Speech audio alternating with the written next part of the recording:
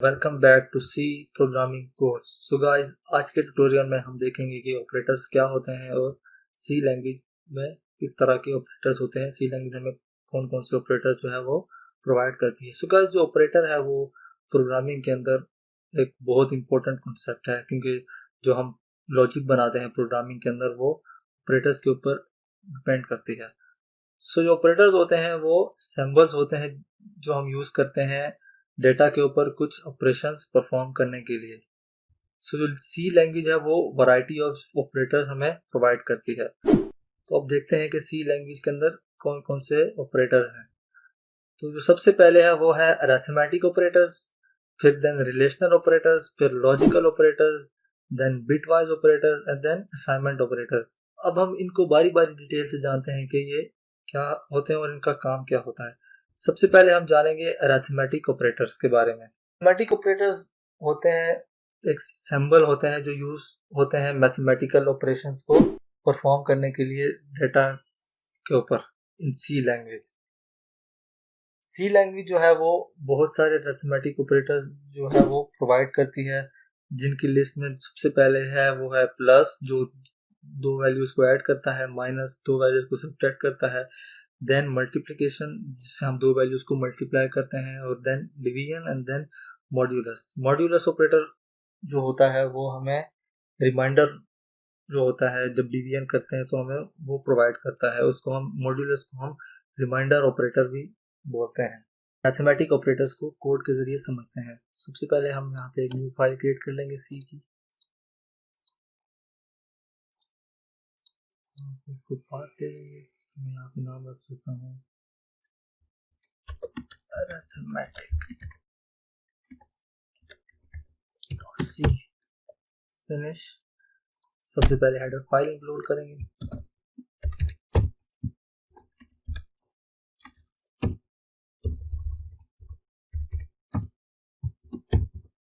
मैं फिर उसके बाद हम कोई भी दो वेरिएबल जो है वो इनिशियलाइज करवा लेते हैं इंटीजर टाइप के। ए फॉर एग्जांपल ए जो है उसकी वैल्यू हम ले लेते हैं 20 और बी की वैल्यू हम ले लेते हैं 10। अब हम इनके ऊपर जो अरिथमेटिक ऑपरेटर्स हैं वो परफॉर्म करके देखते हैं कि हमें क्या रिजल्ट मिलता है। सबसे पहले हम एडिशन प्रिंटफ, देन ए प्लस बी कॉलन, देन हमें इंटीजर प्रिंट करवाना है तो उसके लिए हम %d का इस्तेमाल करेंगे। न्यू लाइन में जाना है तो /n। ये हम फॉर्मेट स्पेसिफायर्स आगे जाके पढ़ेंगे कि हम डेटा को स्क्रीन के ऊपर कैसे प्रिंट करवाते हैं। Then comma and then a plus b। ये आसानी के लिए मैं इसी स्टेटमेंट को कॉपी करके पेस्ट कर देता हूँ नीचे।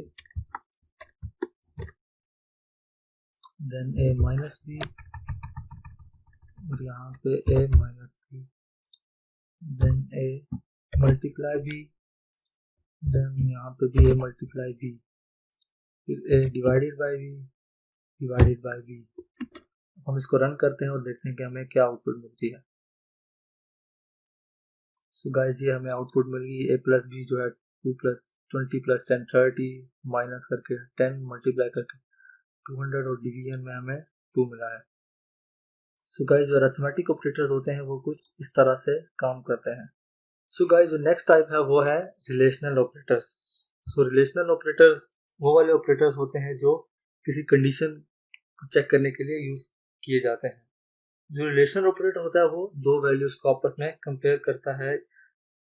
जो रिजल्ट होता है या वो तो ट्रू होता है या फिर फॉल्स की फॉर्म में हमें वापस मिलता है।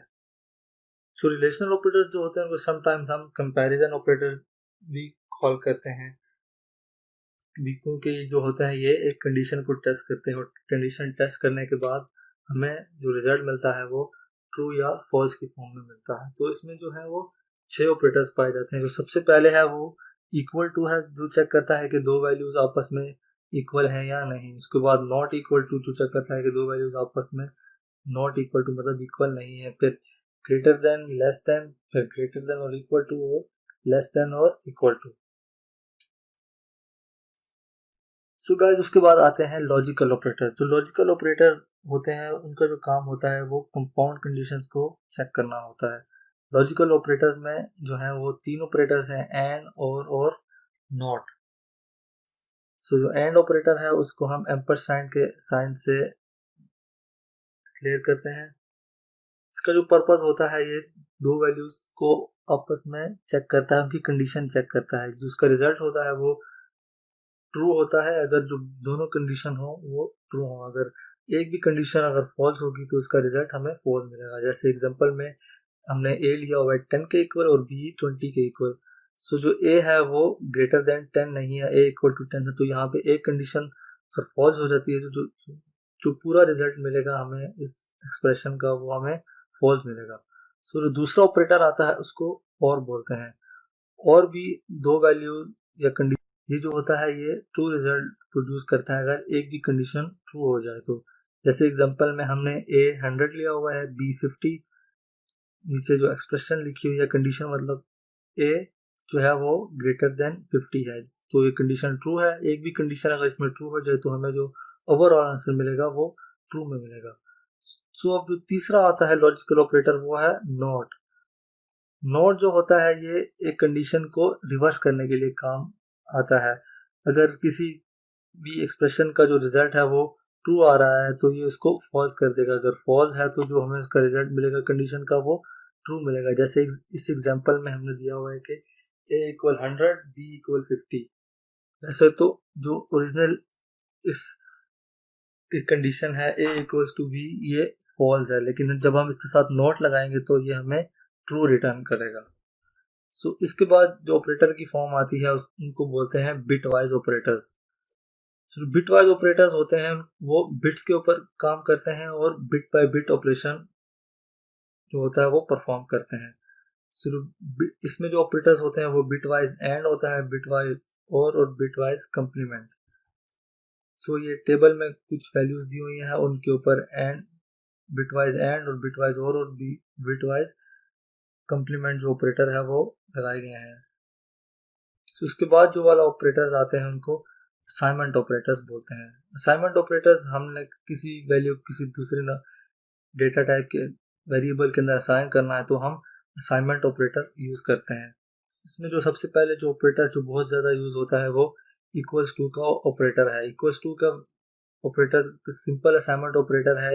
इसका जो काम होता है ये राइट साइड के जो वेरिएबल होते हैं हम उनको जब एवोल्यूएट करते हैं जो उनका लेफ्ट साइड के ऑपरेंड के अंदर स्टोर करवा देता है।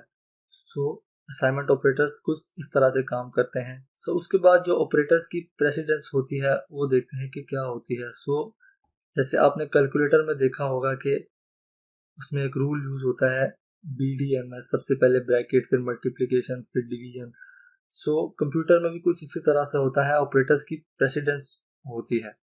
जो सबसे हाई प्रेसिडेंस होती है वो किसी भी एक्सप्रेशन के अंदर वो मल्टीप्लिकेशन, डिवीजन या फिर मॉड्यूलस की होती है। उसके बाद फिर एडिशन, सब्ट्रैक्शन की होती है। हम इसको एग्जांपल से समझ लेते हैं कि ये क्या होता है। लेट्स से कि हमारे पास एक एक्सप्रेशन है x is equal to 7 + 3 multiply 2।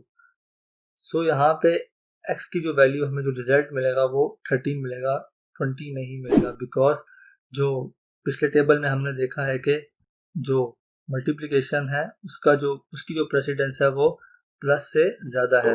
तो यहाँ पे जो सबसे पहले होगा वो 3 × 2 होगा 6 और फिर उसको 7 के अंदर ऐड करके जो हमें रिजल्ट मिलेगा वो रिजल्ट मिलेगा 7।